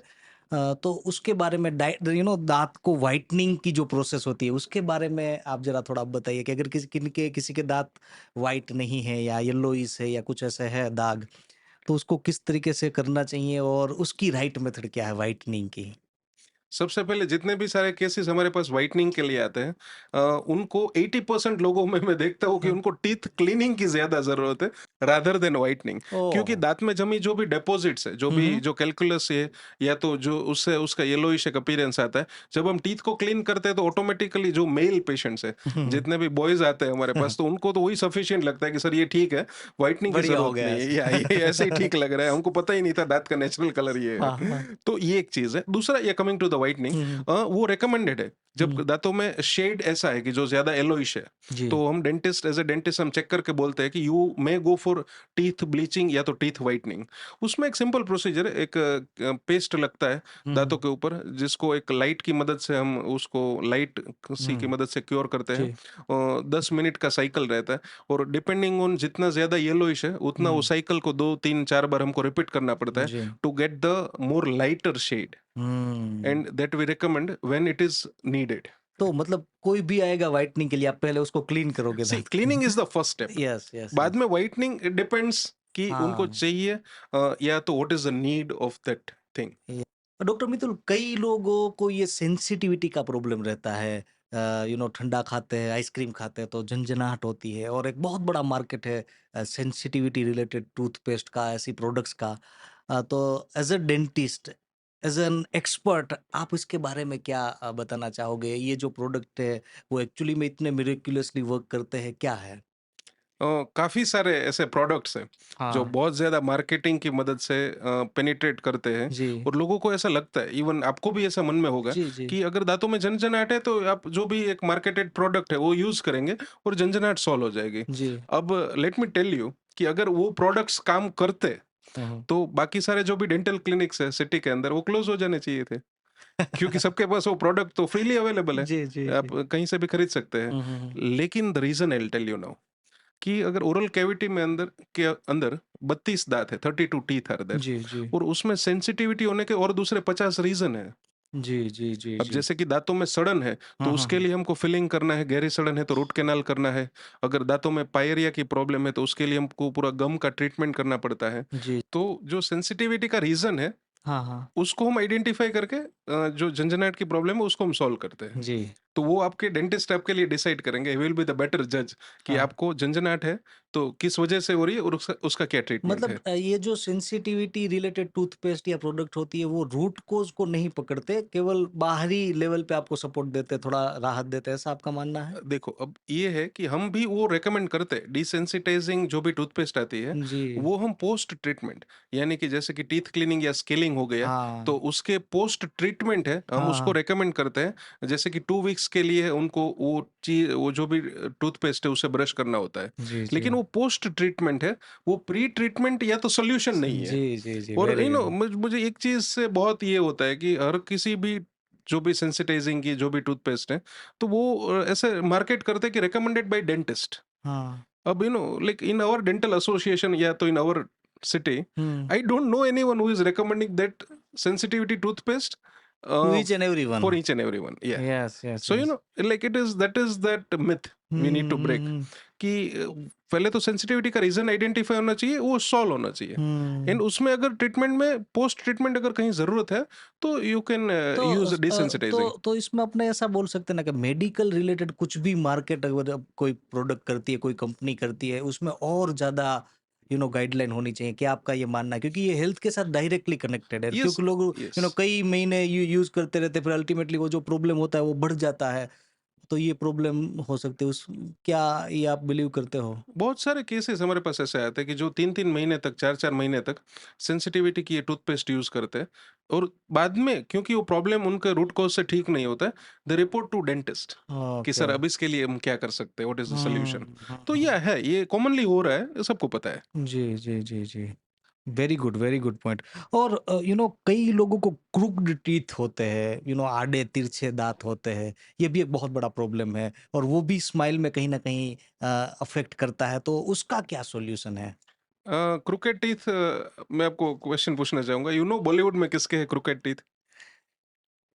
शाहरुख खान आई यस, थिंक। शाहरुख खान. या उसके लेकिन नीचे के दाँत कई बार। हाँ, हाँ। नीचे के दांत है, उसमें थोड़ा क्राउडिंग है, क्रुकेड है थोड़े. हाँ, हाँ, हाँ। लेकिन वो एक टाइम था, चल जी, जाता था. जी, जी। आज के टाइम पे एनी रिसेंट बॉलीवुड एक्टर या तो एक्ट्रेस जिसके क्रिकेट टीथ है, नहीं है, you won't be remembering it. क्यों? हुँ, क्योंकि आजकल ये पूरा एक जॉनर चेंज हो गया है. Hmm, everybody is more careful about their smiles. Hmm, they hmm, want to neatly get their teeth aligned. Hmm, और हुँ। ऐसा नहीं है कि उसका खाली कॉस्मेटिक रीजन है, जी। उसके दूसरे रीजन है. अगर किसी के टीथ है, क्रुकेड है, आड़े तिरछे है, तो हुँ। उसमें फूड लॉजमेंट की समस्या बहुत होती है. जी, और जी। फूड लॉजमेंट के हिसाब से दांतों में सड़न होने के चांसेस बढ़ जाते हैं, और दांतों में मसूड़ों में सूजन जी। यानी कि पेरियोडोंटाइटिस होने के भी चांसेस बढ़ जाते हैं. तो वो हुँ। रीजन से अगर कोई भी अपने क्रुकेड टीथ अलाइन करवाता है, तो उसके दांतों की आयु बढ़ जाती है, क्योंकि ये प्रॉब्लम्स नहीं होते हैं. जी, सो जी। कॉस्मेटिक रीजन भी है, फंक्शनल रीजन भी है, इसलिए क्रुकेड टीथ का ट्रीटमेंट कराना जरूरी है. और उसका क्या राइट मेथड है उसको करने की, सर्जरी? क्रोकेट टीथ का you need to align the tooth, वो ब्रेसिस से हम करते हैं. जी। ब्रेसिस जो क्लिप्स और वायर्स की ट्रीटमेंट है, ब्रेस की मदद से या तो अलाइनर्स की मदद से. और हुँ, कोई भी अपने लुक्स के बारे में बहुत ही ज्यादा कंसर्न है कि हुँ, उनको ब्रेसिस भी नहीं चाहिए, तो आज जी। के टाइम पे अलाइनर्स इज द आंसर. थोड़ा सो कॉस्टली है थोड़ा लेकिन। कॉस्टली है, लेकिन you can get it corrected. True, so true. Correction भी है, साइंटिफिक सोल्यूशन भी है. और दाँतों को साफ करने के लिए कई बार लोग वो फ्लॉस यूज़ करते हैं, डेंटल या फ्लॉस। वो यूज़ करने चाहिए, क्या आपका मानना है जिन उसमें? लोग को ये पता नहीं कि फ्लॉस क्या होता है, floss is a thread thing. वो हुँ, एक धागा है कि हुँ, जिसकी मदद से हम दो दांत के बीच में जो भी अपना जो फूड लॉजमेंट है वो क्लियर करते हैं. The hmm, only reason is कि वो स्पेस के ऊपर डिपेंडेंट करता है. जी। अब जैसे कि दो दांतों के बीच में किसी किसी के दांत के बीच में गैप ज्यादा है, तो वो लोग को इंटरडेंटल ब्रशेस यूज करना है. और हुँ, जिनके में गैप नहीं है, तो हाँ, उनको फ्लॉस की मदद से खुराक को साफ करना है. द रीजन इज क्योंकि दांतों में जो सड़न होती है, उसकी सबसे ज्यादा मात्रा में वो सड़न दो दांतों के बीच में होती है, क्योंकि अक्सर वो खुराक साफ नहीं होता है, आगे जी, जाके जो दांतों में कैविटीज करता है. जी। तो इसकी रीजन से फ्लॉस करना इज ए इम्पोर्टेंट लेकिन टू गो फॉर लेकिन हैबिट. ये नहीं होता ना, फ्लॉस अगर अपने हिसाब से करें तो दाँतों के बीच की जगह जो है वो बढ़ जाएगी या ऐसा कुछ? No, it is not possible, क्योंकि फ्लॉस एक ऐसा थ्रेड है या तो हाँ, फिर इंटरडेंटल ब्रश ऐसी चीज है जो गम फ्रेंडली है. तो उससे जी। मसूड़ों को कुछ भी डैमेज नहीं होता है, और मसूड़ों के ऊपर जमी जो इम्प्यूरिटीज है, वो खाली क्लियर कई होती बार है. लोग ये डेंटल फ्लॉस यूज़ करते हैं ना, उनका एक प्रॉब्लम ये रहता है कि उनको ब्लीडिंग आ जाता है कई बार, तो उसकी कोई मेथड है, या मतलब उसको राइट मेथड नहीं पता इसलिए आता है, क्या उसके रीज़न नहीं, होते हैं? ब्लीडिंग से घबराने की बात नहीं है केविन जी. यहाँ हाँ, पे the thing is food lodgement clear होना चाहिए. जी। ब्लीडिंग क्यों आता है? क्योंकि पहले से फूड लॉजमेंट है, खुराक हुँ, फंसा हुआ, इम्प्यूरिटीज है, हुँ, उसके लिए मार्जिनल जिंजेविटीज यानी कि गम्स में इन्फ्लेमेशन है, हुँ, जो ब्रश टच होने के बाद ब्लीडिंग के माध्यम से वो रिलीज हो रहा है. जी। तो bleeding is not the concern. कुछ भी इम्प्यूरिटीज है वो क्लीन होना चाहिए. हुँ। ब्लीडिंग से इतना ज्यादा फर्क नहीं पड़ना कई चाहिए. लोगों को ब्रश करते टाइम पे भी वो ब्लीडिंग का हाँ, प्रॉब्लम वो रहता है। अगर देखो ये चीज अगर बहुत फ्रिक्वेंटली हो रहा है, तो हाँ, कंसल्ट योर डेंटिस्ट. क्योंकि जी, वो दांतों में मसूड़ों की प्रॉब्लम या तो जिंजेवाइटिस या तो पेरियोडोंटाइटिस की वजह से हो सकता है, ओके। जिसमें टीथ क्लीनिंग करके उसके मसूड़ों की क्लीनिंग सफाई अच्छे से करके हम उनको सॉल्यूशन देते हैं. जी, जी। वो साइन है कि आपको डेंटिस्ट को कंसल्ट करना है. ब्लीडिंग आ रहा है वो। ब्लीडिंग गम्स में से फ्रीक्वेंटली आ रहा है, तो जी, जी, एक जी। आध बार हल्का सा फ्लॉस कर लिया, एक आध बार हाँ, इंटरडेंटल ब्रश यूज किया, एक आध बार आया, 2 बार आया, वो फ्रीक्वेंट नहीं होता है। जी। बार-बार जिनको ब्रश करने में ब्लीडिंग आ रहा है, उनके लिए हुँ। मैं ये बोल रहा जी, हूँ। जी, जी, परफेक्ट। और आज की डेट में आयुर्वेदिक टूथपेस्ट मिलते हैं, नॉन आयुर्वेदिक भी है हुँ। ऑब्वियसली। तो आयुर्वेदिक जो टूथपेस्ट है वो यूज़ करने चाहिए, उसके क्या बेनिफिट है? एज़ अ एक्सपर्ट आपका क्या मानना है उसमें? टूथपेस्ट में मेरा स्टैंड बहुत क्लियर है। टूथपेस्ट आयुर्वेदिक है या तो फिर जो भी नॉन आयुर्वेदिक। कंपनीज़ का मेड हुँ, है, उससे इतना फ़र्क नहीं पड़ता है। The real thing here to watch for is brushing technique. जो मैंने आपको बोला, जो वर्टिकली ब्रश करना है, जो फूड लॉज़मेंट क्लियर करना है, हुँ, मसूड़ों के अंदर कोई भी खुराक फँसा हुआ नहीं रहना चाहिए। तो hmm, that is because of manually आप टूथ को अच्छे से ब्रशिंग टेक्निक की मदद से फूड को क्लियर कर रहे हैं। तो जी, उसका इम्पोर्टेंट रोल है in maintaining oral hygiene rather than toothpaste. और ओके। टूथपेस्ट आप आयुर्वेदिक भी यूज कर लो, it is not going to cause any harm. Hmm, और हुँ, कुछ भी यूज कर लो hmm, non hmm, Ayurvedic, but the real thing is brushing का टेक्निक अच्छे से इंपॉर्टेंटली आपको फॉलो करना है। जी। और कई लोग दंत मंजन यूज़ करते हैं, यस। बहुत सालों से वो है, परंपरा जैसा बन गया दंत मंजन यूज़ करने की। तो क्या वो इफ़ेक्टिव रहता है ओरल हाइजीन में? वो एक कन्वेंशनल टेक्निक है, हुँ, उससे जो हमारा मेन पर्पस है, जो मसूड़ों के अंदर से जो हमको इम्प्यूरिटीज क्लियर करना है, वो एड्रेस नहीं हो रहा है। जी, इसीलिए जी, दंत जी। मंजन से कंपैरिजन में I will tell you to do brushing, वो ओके, ज्यादा इफेक्टिव है। जी।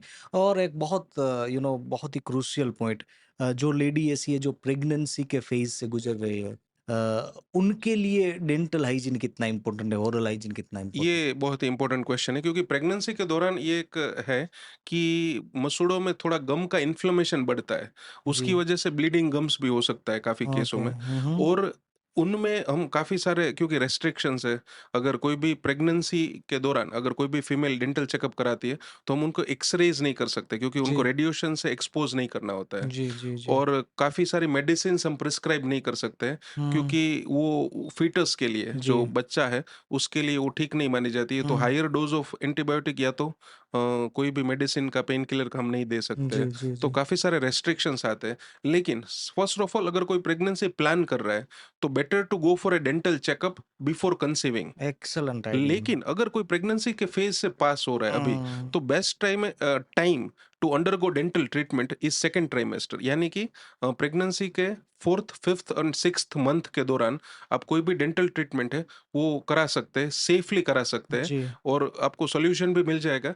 और प्रेगनेंसी के दौरान जो ये डेंटल पेन की वजह से आपको पूरा वो माइंडसेट आपका नेगेटिव नहीं होगा, और आपको तकलीफ ज़्यादा सहन नहीं करनी पड़ेगी।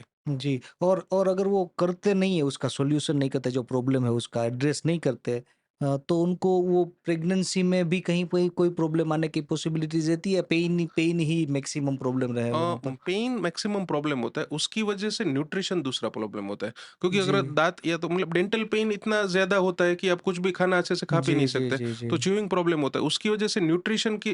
क्योंकि वो प्रेगनेंसी के हुँ। दौरान तो nutrition is the key important जी, थिंग। जी, जी, तो जी। वो कॉम्प्रोमाइज होता है, तो उससे आगे जाके जनरल हुँ। मेडिकल कंडीशंस है, वो थोड़ा कॉम्प्रोमाइज होता है। जी, मतलब ये सेकंड ट्राइमेस्टर ऐसा है कि जहाँ से ज़्यादा आपको वेट नहीं करना, वहाँ तक आप मैक्सिमम वेट कर सकते हो, लेकिन ऐसा नहीं है नेक्स्ट महीने करा लेंगे, ऐसा नहीं करना है। मतलब अगर मैक्सिमम कोई भी प्रेग्नेंट है, हाँ। तो अर्लियर द बेटर आपको डेंटल चेकअप कराना है। जी। ट्रीटमेंट अगर एडवाइज्ड है, तो आपके डेंटिस्ट आपको सेकंड ट्राइमेस्टर में करने के लिए बोलेंगे। जी, जी, जी। और कोई भी ऐसी इमरजेंसी पेन की कंडीशन है कि हुँ, जिसकी वजह से आपको बहुत ज्यादा तकलीफ हो रही है, जी। तो they can undergo emergency dental procedure in the last phase of pregnancy, that is third trimester, लेकिन ठीक है। Only for emergency pen.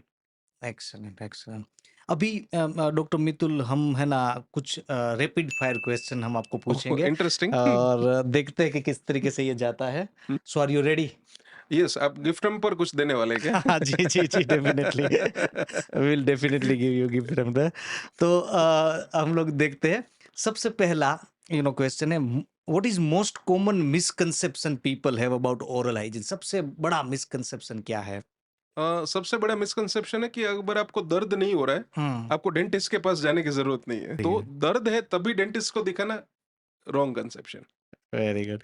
और ऐसा सरप्राइजिंग फैक्ट डेंटल हेल्थ के बारे में जिसको ज़्यादातर लोग नहीं जानते हैं, कुछ ऐसा सरप्राइजिंग? एक सरप्राइजिंग फैक्ट ऐसा है कि काफ़ी सारे लोग मुझे ऐसा ओपीडी में बोलते हैं कि हाँ, मेरे दाँत तो पहले से ही कमज़ोर है, मेरे पेरेंट्स के भी दाँत, मैं हमारी फैमिली में सबके दाँत कमज़ोर थे, तो जेनेटिकली मेरा भी दाँत इट इज़ एक्सपेक्टेड कि वो धीरे-धीरे करके कमज़ोर होके निकलवाना पड़ेगा, hmm, which is a very wrong thing only in dentistry. दूसरी चीजों में जेनेटिक फैक्टर है, हम्म डेंटिस्ट्री में जेनेटिक फैक्टर नहीं है। अगर आप अच्छे से मेंटेन करते हैं तो इंस्पाइट आपके पापा के या तो मॉम के दांत नहीं अच्छे थे, आपके दांत अच्छे मेंटेन आप कर सकते हैं। अगर आप ओरल हेल्थ को अच्छे से मेंटेन करें, you regularly keep visiting your dentist, आपके दांत की आयु हम बढ़ा सकते हैं। वाओ। नेक्स्ट, इलेक्ट्रिक टूथब्रश और manual toothbrush? Any day manual toothbrush. एक क्विक एग्जांपल मैं आपको देना चाहूंगा कि हम्म कार की, ऑटोमोबाइल्स की जब बात आती है तो मैनुअल गाड़ी की वर्सेस आप ऑटो गाड़ी को प्रेफर करते हैं। क्यों? हम्म पीस ऑफ माइंड इंपॉर्टेंट है। अगर पीस ऑफ ओवरऑल हेल्थ को आप ध्यान में हम्म रखते हैं तो मैनुअल टूथब्रश इंपॉर्टेंट है। बाई बुक्स में अगर आपको बोलूं तो इलेक्ट्रिक टूथब्रश बनाया था उन लोगों के लिए कि जिनको मैनुअल डेक्सटिलिटी, मतलब जो पार्किंसंस डिजीज है, ओहो। जिनको हाथ से करने में दिक्कत आ रही है, उन हम्म कंडीशंस के लिए पावर्ड टूथब्रश इस्तेमाल होता था। अब ओहो। जस्ट बिकॉज कोई कमर्शियली ब्रांड 8-10 हजार का टूथब्रश बना रहा है और अच्छे से वो मार्केट कर रहा है, इट डजेंट मीन कि आपके लिए वो इंपॉर्टेंट है। Right. महंगा है तो अच्छा है, वैसा बिल्कुल नहीं होता। मैन्युअली आप जो अच्छे से क्लीन करते हैं, जो स्पेसिंग में से खुराक को क्लीन करते हैं, इंटरडेंटल ब्रश कर सकते हैं आप, हर एरिया में हम्म मसूड़ों के कोने तक पहुंच के आप जो क्लीन कर सकते हो, मैन्युअल में ज्यादा बेहतर कर सकते हैं। Great great. कितने दिनों के बाद टूथब्रश को रिप्लेस करना चाहिए? Every 3 months. ओके। उसके बाद उसकी ब्रिसल्स की कैपेसिटी वो लूज हो जाती है, हाँ तो हाँ। बाद में वो इफेक्टिव क्लीनिंग नहीं कर सकते। तो every 3 maximum 4 months you need to change the brush. कई बार तो ब्रिसल्स टेढ़े आड़े टेढ़े हो जाते हैं, या तो फिर वो चलता ही या रहता है। काफी देखने को मिलता है इंडिया में। What is your favourite dental hygiene product that you believe everyone should try? Interdental brushes, क्योंकि मुझे खुद को दांतों में स्पेसिंग, कुछ कुछ दांतों में, पीछे के दांतों में है, हम्म। तो स्पेसिंग में खुराक ज्यादा अक्सर फंसता है और हम्म आगे जाके जो भी सड़न है उसकी वजह से हो सकती है। हम्म तो इंटरडेंटल ब्रशेस, अगर किसी के दांतों में स्पेसिंग है और बार बार खुराक मसूड़ों में फंस रहा है, हम्म। अगर जिनके दांतों में स्पेसिंग नहीं है, उनके लिए डेंटल फ्लॉस, जो थ्रेड की मदद से हम दांतों के बीच के वाले पोर्शन को क्लीन करते हैं, most important thing. Very good. कौन से ऐसे 3 फूड आइटम्स है जो नहीं लेने चाहिए, जो वर्स्ट है अपने डेंटल हाइजीन के लिए? अगर specially sticking to the dental hygiene, avoid soft and sticky foods, जैसे कि चॉकलेट्स है, पेस्ट्रीज है, और कार्बोनेटेड ड्रिंक्स। कोई भी कोल्ड ड्रिंक आप ले लो, फिजी ड्रिंक, वो कार्बोनेटेड होता है जिसकी मदद से दांतों का जो ऊपरी लेयर है उसमें कैल्शियम को कम करता है। पूरा घिस हाँ, गई अगर अब। कुछ दिनों के लिए अगर आप वो कार्बोनेटेड ड्रिंक में दांतों को रखते हैं, जो एक्सट्रैक्टेड टूथ को हम रखते हैं, जी। तो धीरे धीरे करके डिजोल्व हो जाता है। उसका ओह। मतलब है कि कितना ज्यादा it can damage the layer of your tooth, hmm. ये सब carbonated drinks. What is the most effective way to combat bad breath? ये जो मुंह में जो बैड ब्रेथ का प्रॉब्लम होता है, उसका मोस्ट इफेक्टिव रास्ता क्या है उसको कॉम्बैट करने का? पर्सनल ग्रूमिंग के लिए मैं आपको बताऊं, बैड ब्रीथ है वो बहुत ही ज्यादा डैमेजिंग है। जी। कुछ भी अगर नोटिस करता है बैड ब्रीथ, तो वो बहुत ही एक अलग इंप्रेशन लेके जाता है। बैड ब्रीथ का रीजन है दांतों में जमी परत, कैलकुलस, और ये सब कैलकुलस और इम्प्यूरिटीज। हम्म। प्रोफेशनली एक बार आप टीथ क्लीनिंग कराएंगे, बैड ब्रीथ का प्रॉब्लम अपने आप 90% केसेस में सोल्व हो जाता है। तो go for professional teeth cleaning. वाह। Is mouth wash overrated? 100% yes. Is there any particular age, ऐसी पर्टिकुलर एज है कि जहां से बाद आपको डेंटल चेकअप करवाना चाहिए? कोई पर्टिकुलर एज के पहले से ही ध्यान रखना चाहिए? ये क्वेश्चन का आंसर आपको मैं दूसरे क्वेश्चन से देना चाहूंगा कि अगर जैसे कि आप कोई भी मर्सिडीज या तो ऑडी कार खरीदते हैं, हाँ हाँ। तो आप उसका ध्यान कब से रखना स्टार्ट करते हैं? जब से परचेज करते तब से। ये स्टार्टिंग फ्रॉम डे वन। हम्म। अब जब हम जो लायबिलिटीज परचेज कर रहे हाँ, हैं उसका भी ध्यान हम डे वन से रखते हैं। तो दांत तो ऐसी चीज है एसेट कि है जो अपना। अगर ठीक रहेगा तो पूरा बॉडी अपना ठीक रहेगा, क्योंकि आप खाना अच्छे से चबा सकेंगे तो जी। पूरी बॉडी को न्यूट्रिशन मिलता रहेगा। या। तो उसका ध्यान आपको डे वन से रखना है, नहीं कि बीमारी लगने के बाद। Great, great. What is the most innovative advancement in dentistry you have seen in recently? Most innovative. Interesting, most interesting thing is intraoral scanners.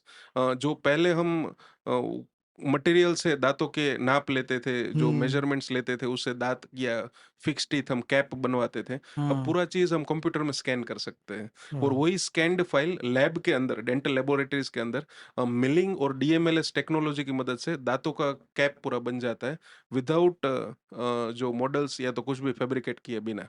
तो this is the next to go for thing, intraoral वाह। Scanners. Amazing. Can you share a quick tip for maintaining oral hygiene while travelling? Travelling के दौरान अगर oral hygiene को maintain करना है तो travelling के दौरान पता नहीं लोग क्या-क्या कैरी करते हैं। जी, कपड़ों की बात है, पर्सनल ग्रूमिंग की बात है, फेस जी, cream, face washes, moisturiser and all after those. Shave and पता नहीं हाँ, क्या-क्या, हाँ, moisturising and all. Simple thing, carry oral hygiene kit. या ब्रश, पेस्ट कैरी कीजिए। इंटरडेंटल ब्रश अगर आप यूज़ कर रहे हैं, कैरी कीजिए। Carry hmm, your oral hygiene kit. अपने हुँ, आप वो जो है, आपका जो ओरल हेल्थ है वो मेंटेन रहेगा। बैड ब्रेथ की प्रॉब्लम नहीं आएगी। और बहुत ही important question, this is the last question actually, ये हमारे इंटरव्यू का। What is the most rewarding part of being a dentist for you personally? Uh, एक टाइम था केविन जी, जब लोगों को पायरिया की वजह से काफ़ी सारे दाँत है वो हिलना-डुलना स्टार्ट होते थे, अपने आप निकल जाते थे।